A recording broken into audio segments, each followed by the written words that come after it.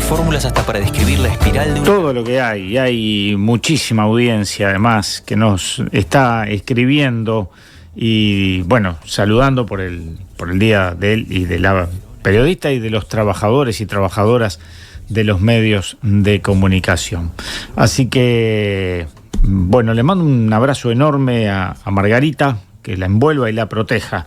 Hoy tiene allí una instancia que requiere de mucho mimo, así que mucho mimo le mandamos de aquí a las 7:37 de la mañana y nos vamos a la entrevista central. Dios. Info 24, la actualidad que nos mueve. La entrevista central en Info 24. Otra mirada a la actualidad. Y estamos ya en comunicación con la diputada Betiana Díaz, a quien le damos los muy buenos días. ¿Cómo está? Bueno, muy buenos días, me sumo a los saludos.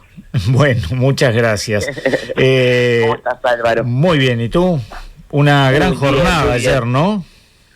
Una jornada preciosa, realmente de celebración, con mucha expectativa, con un lindo clima. La verdad que, bueno, para las y los Frente Amplistas fue seguramente determinante en el ánimo la jornada de ayer. Si hubiera que ponerle un título, capaz que podríamos decir un río de esperanza. Sí, totalmente. Es muy difícil a veces cuando uno está ahí dimensionar, ¿no?, la cantidad de gente que hay. Yo traté de caminar, digamos, en su extensión el acto en más de una oportunidad. Saludé a mucha gente, bueno, estuve charlando. También son espacios de reencuentro los actos frente amplistas, ¿no?, con muchos compañeros y compañeras que uno comparte a lo largo y ancho del país.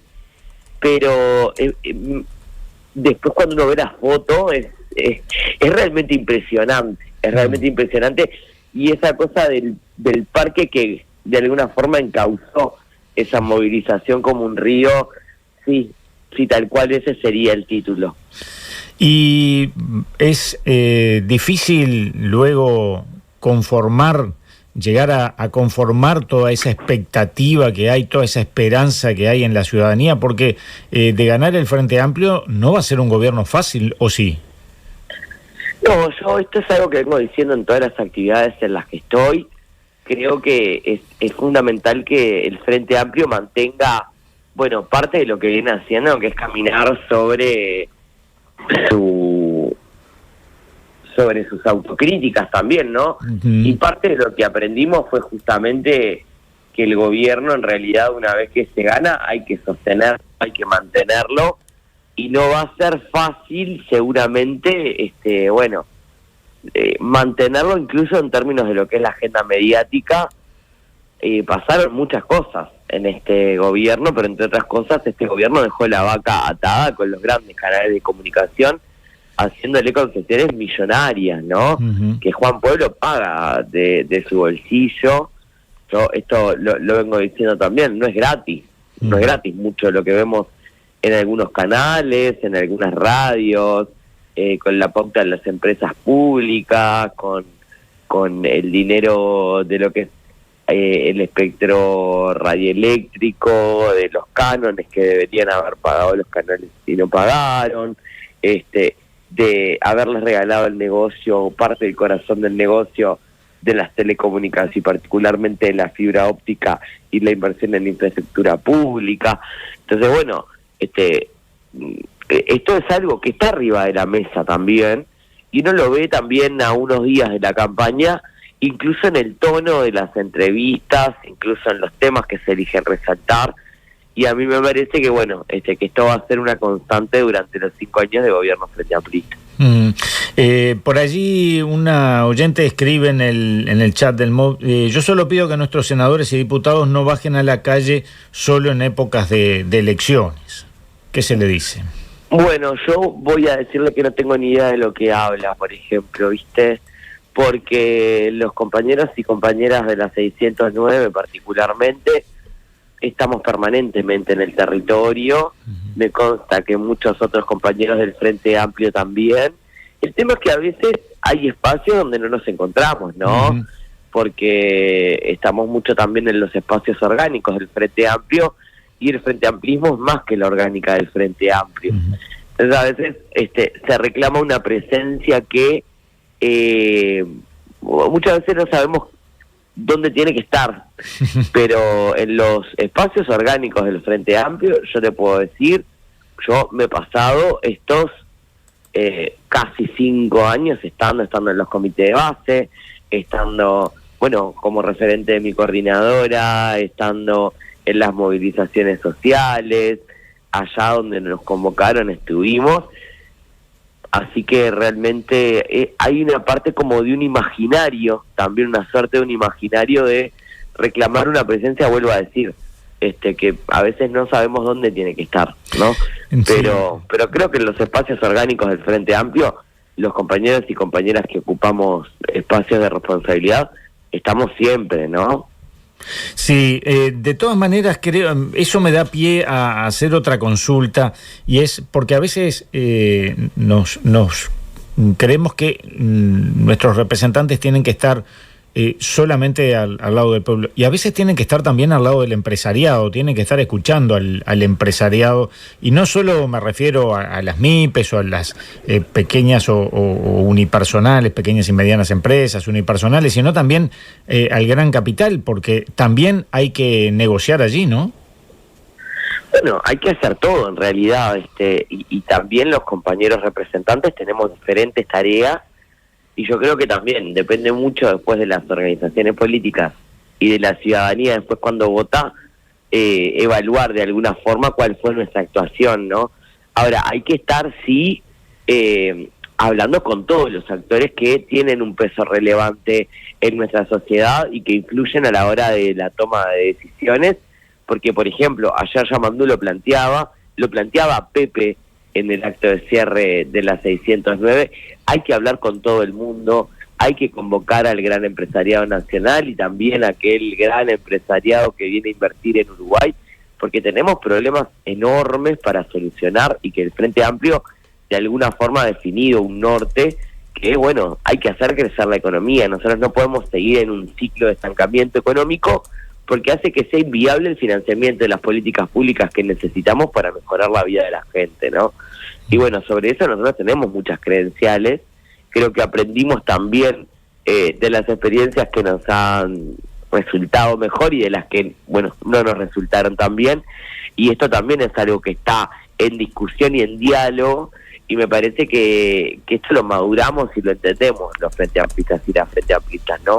Lo que sí yo creo que hoy hay una noción arriba de la mesa de aquellos costos no financieros de, bueno, cuáles son las concesiones que yo le hago a una gran inversión extranjera para estar en Uruguay, cuál es mi proyecto ambiental para respetar, porque también hay una noción de solidaridad intergeneracional mucho más marcada que en otra época.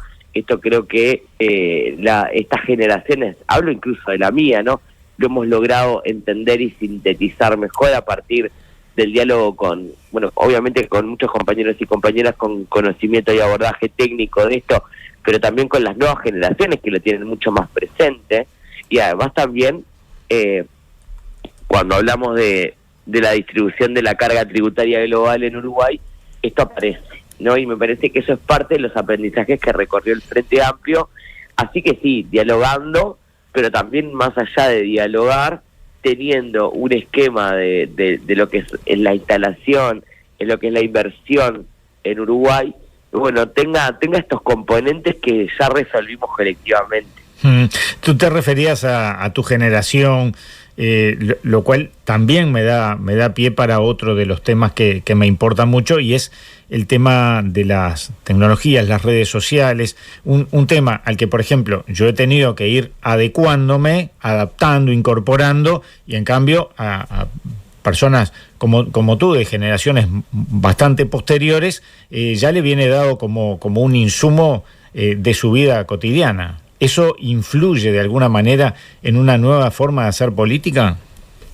Bueno, mira, mi generación no es directamente tan nativa de esta época de redes, es más bien como bisagra, ¿no? En Pero puedo decir que lo has incorporado con mucha más naturalidad que yo. Pero en realidad, sí, está claro que hay un montón de cambios acelerados en términos de lo que fue avanzando la tecnología, que se dieron en la época en la que nosotros estábamos desarrollando la capacidad de poder utilizar todo eso, ¿no? Entonces, bueno, también de alguna forma es bastante más amigable. Claro. De todas maneras, te diría, a mí me sigue impresionando la cantidad de gente que ha migrado al consumo de información en redes, de todas las edades, ¿no? Pero sobre todo la gente muy grande, que yo digo, más allá de lo que uno releva, pero la gente que asume determinados costos de información, o sobre todo la gente muy politizada, como usa, por ejemplo, redes como TikTok, me parece realmente impresionante, porque además te lo menciono, porque además no están únicamente las nuevas generaciones.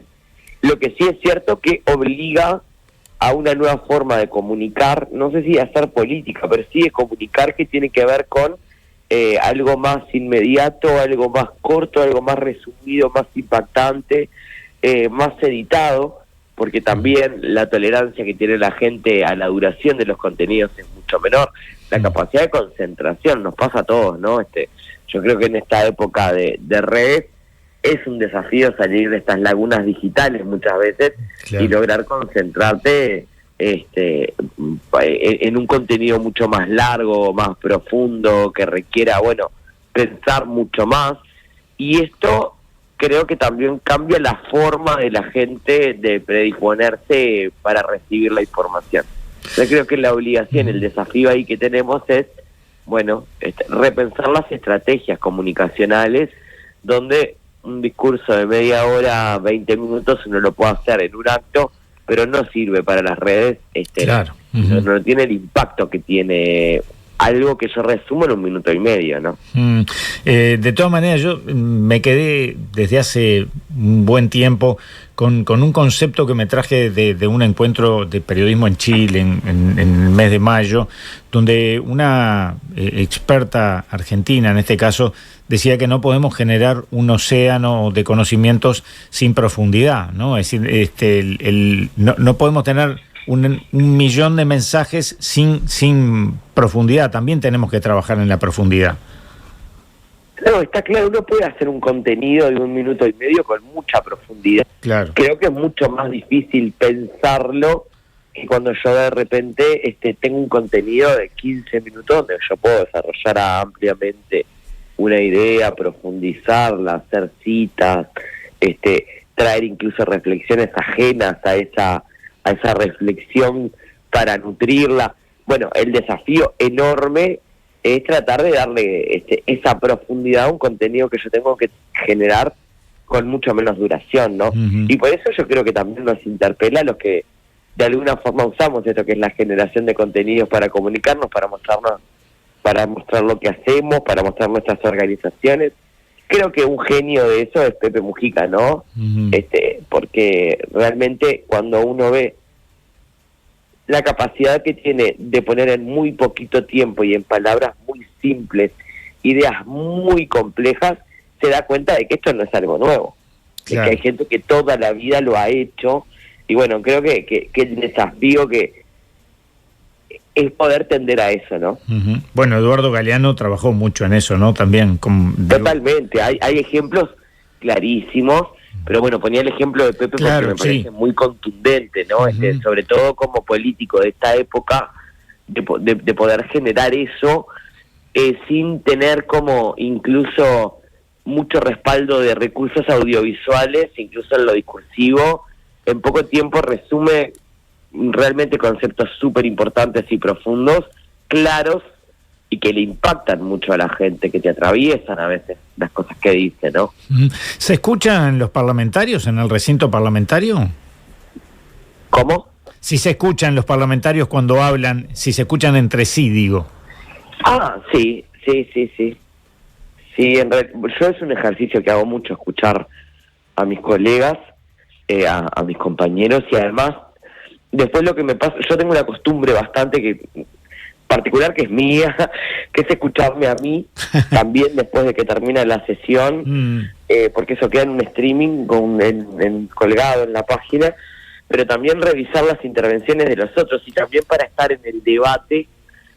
Hoy hay algo que cambió, que esto lo hablábamos también con algunos compañeros, sobre todo más jóvenes parlamentarios de otros lugares, que es, hay algo común que uno ve en las intervenciones parlamentarias, que es que mucha gente está más pendiente cuando habla de generar un contenido para justamente para sus redes después, que para el debate parlamentario muchas veces, ¿no? Ajá. Y entonces empiezan a explicar cuestiones que son obvias, si no nadie se detendría a explicar de qué se trata la ley de la que está a la que se está refiriendo, claro. No sabemos ahí adentro de qué estamos hablando, ¿no? Entonces, sí es cierto que yo creo que falta más debate de intercambio, no de confrontación, precisamente, de intercambio dentro de la Cámara, pero creo que estamos bastante pendientes, sí, de lo que dice uno y el otro, y bueno, hay que ver ahora, creo que hay mucha expectativa de cómo va a quedar, en la incertidumbre que hay de cómo va a quedar conformado este nuevo Parlamento. ¿Son creíbles las encuestas? ¿Hay alguna en la que de alguna manera esté arrojando datos creíbles? Bueno, yo creo que sí. A ver, sí. Las encuestas tienen ciencia atrás, ¿no? Yo sería una atrevida si digo que no creo en las encuestas, porque realmente hay mucho trabajo académico atrás de la producción de estas encuestas de opinión y intención de voto. Ahora, es cierto que las encuestas muestran tendencias o fotos de la realidad que van siendo alteradas o cambiadas o transformadas por diferentes factores, y que hay algunos que no toman en cuenta, ¿no? Las encuestas no toman en cuenta lo que nosotros vemos cuando hacemos barriadas en muchísimas localidades del interior, donde la gente depende de la intendencia para poder sobrevivir, ¿no? Porque es la forma a veces de laburar en muchos lugares, y entonces cuelga el cartel o dice que va a votar a tal, pero después cuando te encuentra en una barriada porque le llega hasta la puerta de la casa te pide 5 listas. Esas realidades que se dan cada vez más frecuentemente en esto de que además hay una costumbre de poder canjear el voto entre octubre y mayo, ese es un factor que probablemente no se tenga en cuenta. Creo que hay cosas que están subrepresentadas, creo que el voto a Cabildo en eso puedo incluso llegar a acordar con Manini, es un voto vergonzante y es un voto muy militar, que está subrepresentado en la intención y en la opinión de voto. Esto ya lo vimos en la elección pasada, ¿no? Claro.